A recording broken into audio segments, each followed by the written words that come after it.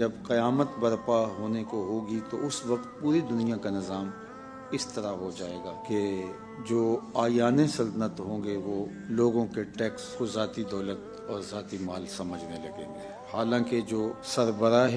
مملکت ہوتا ہے وہ امین ہوتا ہے، مال اس کا نہیں ہوتا، وہ اس مال کے اوپر امین بن کے بیٹھا ہوتا ہے،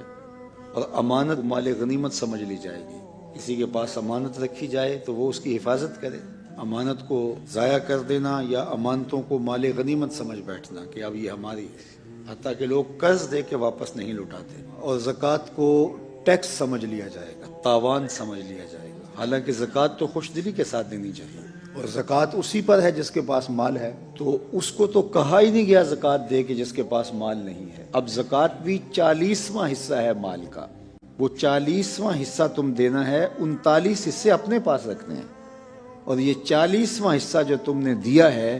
اس کی برکت سے وہ 39 بھی پاک ہو جائیں گے، یہ 40واں حصہ ان 39 حصوں میں برکت پیدا کر دے گا۔ یہ تو تمہارے لیے بہتری کا سامان تھا۔